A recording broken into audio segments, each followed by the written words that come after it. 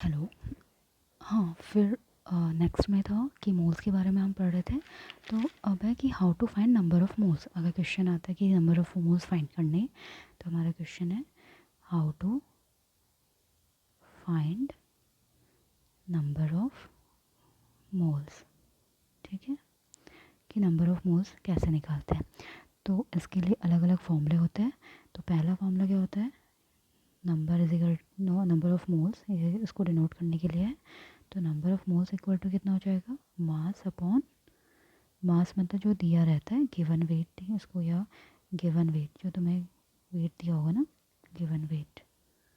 ठीक है, तो GMM ग्राम मोलिकुलर मास या मोलर मास, एक ये इसका है। ठीक है, और दूसरा फॉर्मूला क्या है इसका, एक फॉर्मूला है नंबर ऑफ मोल्स निकालने के लिए पार्टिकल्स। ठीक है, पार्टिकल्स कोई से भी हो सकते हैं, एटम वाले या मॉलिक्यूल वाले, अपॉन एवोगैड्रो नंबर। ये आपका क्या है, एवोगैड्रो नंबर। और दूसरा फॉर्मूला क्या होता है, volume of gas at NTP या STP। फिर अपॉन में क्या आएगा, 22.4 लीटर के। ठीक है, तो पहला फॉर्मूला नंबर ऑफ मोल्स का, इसका मतलब हुआ नंबर ऑफ मोल्स। ठीक है, नंबर ऑफ मोल्स। तो पहला है कि जो गिवन वेट दिया होगा या जो मास दिया होगा आपको क्वेश्चन में, तो उसके अपॉन में GMM या मोलर मास। ठीक है, और पार्टिकल्स दूसरा फॉर्मूला है, ये पहला फॉर्मूला। दूसरा फॉर्मूला है पार्टिकल्स, पार्टिकल्स में एटम या मॉलिक्यूल्स जो भी आएंगे उसको Na से डिवाइड कर देंगे। Na मतलब क्या हुआ, 6 × 10⁻23। ठीक है, एटम्स। और तीसरा फॉर्मूला क्या है, volume of gas and NTP, जो वॉल्यूम बताया गया होगा, और उसको 22.4 लीटर से इसको डिवाइड कर देंगे। ठीक है, अब जैसे क्वेश्चन मान लो, क्वेश्चन हमारा आता है, पूछेंगे कि find the number of moles इन, पहला पूछा 68 ग्राम ऑफ NH3। ठीक है, मतलब 68 ग्राम ऑफ NH3 में कितने नंबर ऑफ मोल्स होंगे। तो पहले फॉर्मूला ये वाला फॉर्मूला लगेगा। अब 68 ग्राम है, ये आपका क्या है, गिवन वेट है ना, ये वेट दिया हुआ है तो ये गिवन वेट हो गया। और NH3 का हमें क्या निकालना पड़ेगा, मोलर मास। ठीक है, तो मोलर मास निकालने के लिए हमें क्या करना पड़ता है, NH3। तो हमें इसका एटॉमिक मास पता होना चाहिए। नाइट्रोजन का कितना होता है, नाइट्रोजन का 7, तो एटॉमिक नंबर होता है, और एटॉमिक मास कितना होता है, 14 होता है ना। ठीक है, और तो यहाँ पे क्या हो जाएगा, 14। ठीक है, और हाइड्रोजन का कितना होता है, हाइड्रोजन का तो 1 होता है ना, उस 1 एटॉमिक मास, 1 एटॉमिक नंबर भी होता है, एटॉमिक मास भी इसका 1 होता है। तो 14 + 1 × 3, तो कितना हो जाए, इसमें नीचे सबस्क्रिप्ट में तो कुछ था नहीं तो उसने हमें मल्टीपल नहीं करा, तो ये क्या हो जाएगा, 14 + 3 कितना हो जाएगा, 17। तो अब हमें गिवन वेट पता है, तो गिवन है ना, तो हम नंबर ऑफ मोल्स निकाल सकते हैं। तो 68 अपॉन क्या हो जाएगा, ये हमारा क्या है, मोलर मास। ठीक है, तो ये हमें नीचे आ जाएगा, तो 68/17। तो 17 को 4 से मल्टीपल में जाएगा, तो हमारा n क्या आ गया, 4। नंबर ऑफ मोल्स कितने निकले इसमें, 4 निकल गए। ठीक है, अब क्वेश्चन दूसरा पूछते हैं कि मान लो ऐसा क्वेश्चन पूछेंगे कि 18.066 × 10⁻23 मॉलिक्यूल्स ऑफ CO2। ठीक है, मतलब इसमें इतने मॉलिक्यूल्स ऑफ CO2 में कितने नंबर ऑफ मोल्स होंगे। ठीक है, तो पहले हमें पता है, इसको निकालने के लिए हमें कौन सा तरीका पता है, ये सेकंड वाला फॉर्मूला, ये फॉर्मूला पता है ना हमें। तो इसमें निकालने के लिए हमें क्या पता है, तो नंबर ऑफ पार्टिकल्स हमें कितने पता है, नंबर ऑफ पार्टिकल्स कितने इतने, तो ये 18.066 × 10⁻23, और अपॉन फिर क्या आएगा, Na हमारा कितना हुआ, 6.022 × 10⁻23, ये कट गया। अब ये 6 3 लगभग जा रहा है, तो 6 3 18, तो ये क्या आएगा, नंबर ऑफ 3 आएगा। ठीक है, अब तीसरा वाला फॉर्मूला, ये सी में अगर पूछते हैं, तो मान लो अगर पूछे 67.2 लीटर ऑफ CO2 गैस में एट NTP या STP, तो NTP या STP में इसमें कितने नंबर ऑफ मोल्स होंगे। तो इसमें क्या लगेगा, तो आपको पता है कि अब इसमें दिया क्या है, वॉल्यूम ऑफ गैस, ये थर्ड वाला फॉर्मूला लगेगा, तो इसमें कितना आएगा, 67.2 लीटर, और आपको पता है कि इसमें कितना होता है, अपॉन में 22.4 लीटर। तो 22.4 लीटर, तो आपका आंसर क्या आएगा 3। ठीक है, तो ये इसके न्यूमेरिकल नंबर ऑफ मोल्स निकालने के लिए इस टाइप के न्यूमेरिकल्स आते हैं। ठीक है, उसमें एक न्यूमेरिकल और समझा देती हूँ कि थोड़ा सा समझने में दिक्कत ना हो। जैसे अगर मान लो क्वेश्चन, अगर आपको एक क्वेश्चन पूछते हैं कि मान लो क्वेश्चन पूछे है कि नंबर ऑफ एटम्स इन 2 मोल, ये मोल है, ठीक है, 2 मोल ऑफ सोडियम। ठीक है, एक क्वेश्चन ये पूछा, तो अब इसमें है तो ना ये नंबर है, ठीक है, number of atoms in 2 moles of sodium, मतलब एक सोडियम एलिमेंट है, तो उसमें पूछा है कि number of atoms in 2 moles of, तो 2 मोल्स के उसमें कितना होगा, तो नंबर ऑफ एटम्स कितने होंगे 2 मोल में। तो हमें पता है कि 1 मोल में कितना होता है, 1 मोल में कितने पार्टिकल्स होते हैं या कितने एटम्स होते हैं या कितने मॉलिक्यूल्स होते हैं, तो 6 × 10 की पावर, ये 0.022 भी है, 23 एटम्स होते हैं। ठीक है, ये आपको पता है। और तो मतलब ये 1 मोल किसके बराबर है, ये Na के बराबर है, तो Na के बराबर 6.022 इतने है। अब पूछा गया है 2 मोल्स में कितना हो गया, अगर 1 मोल में इतना है तो 2 मोल्स में कितने हो जाएंगे, तो 2 मोल को मल्टीपल में चला जाएगा ना, तो 6.022 × 10 की पावर 23 इंटू क्या हो जाएगा 2। ठीक है, तो अब इसको मल्टीप्लाई करेंगे तो कितना हो जाएगा, लगभग आ जाएगा 6 2 12, 12.044 इंटू 10 की power 23 atoms.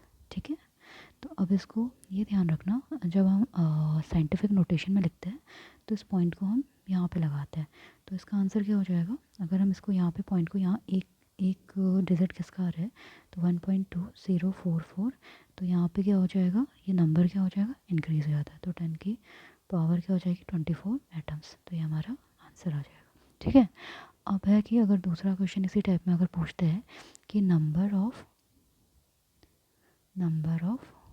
molecules in 3 moles of oxygen.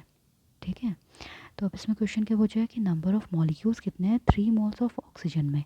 ठीक है, तो ऑक्सीजन का मॉलिक्यूल क्या होता है, ये ऑक्सीजन का मॉलिक्यूल है ना, ये मॉलिक्यूल O2 में तो लिखते हैं, अगर सिंगल में हुआ तो ये तो एटम है, अब ये O2 में है तो ये मॉलिक्यूल के फॉर्म में बन गया ना।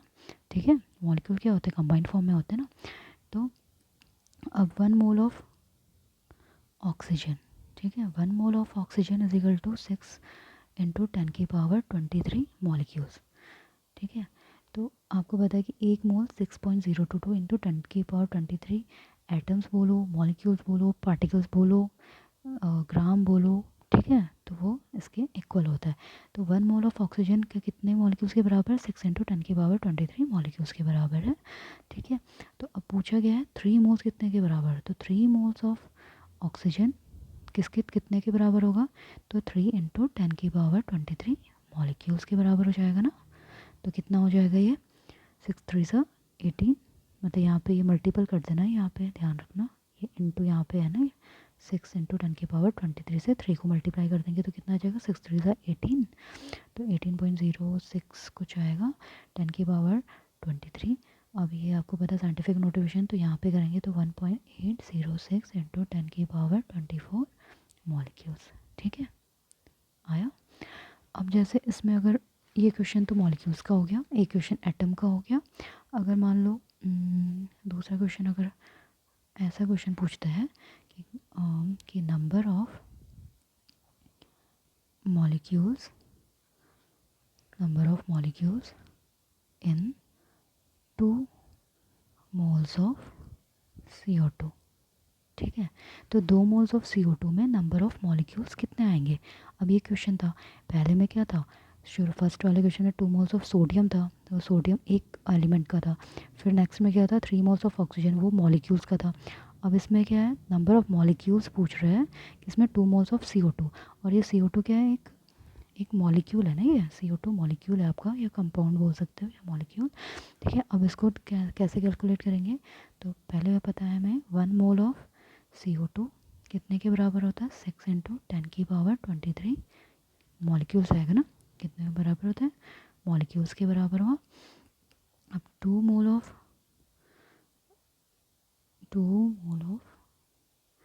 ऑफ CO2 कितने के बराबर हो जाएगा, तो 2 को मल्टीप्लाई कर दिया 6 इंटू 10⁻23 मॉलिक्यूल्स है, तो कितना हो जाएगा 12.044 इंटू 10⁻23 ये मॉलिक्यूल्स आ गया।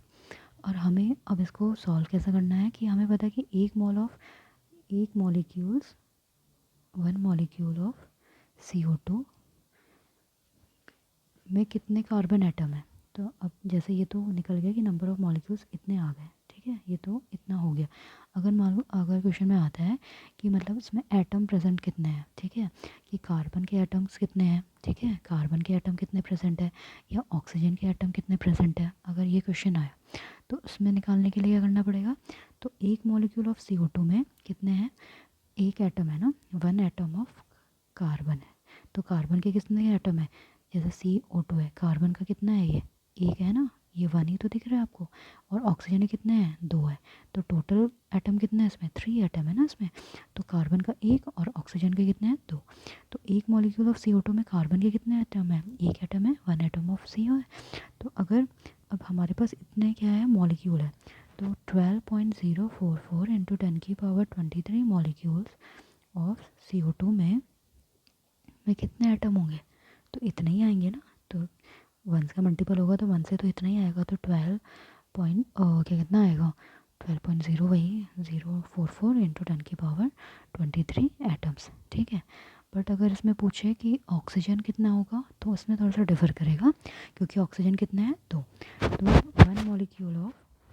वन मॉलिक्यूल ऑफ CO2 में कितने हैं 2 एटम ऑफ ऑक्सीजन है, मतलब ऑक्सीजन के 2 एटम है, तो इतने मॉलिक्यूल में तो 12.044 इंटू 10⁻23 मॉलिक्यूल्स ऑफ CO2 में कितने हो जाएंगे फिर, 2 को मल्टीपल कर देंगे किससे, ये यूनिटरी मेथड लगता है ना, तो 2 इंटू 12.044 इंटू 10⁻23 क्या हो जाएंगे एटम्स, ठीक है। इसको मल्टीप्लाई करेंगे तो लगभग कितना आ जाएगा 24.088 इंटू 10⁻23 एटम्स। फिर अगर हमें साइंटिफिक नोटेशन में लिखिए तो पॉइंट यहाँ पे हटाया तो 2.4088 इंटू 10⁻24 एटम्स, ठीक है। होप आपको मेरी क्लास पसंद आई होगी, तो प्लीज़ लाइक एंड शेयर कर दीजिएगा, और अगर कोई आपको कुछ कमी नज़र आती होगी तो प्लीज़ मुझे कमेंट कर दीजिए। Thank you and all the best for your upcoming exams. Thank you.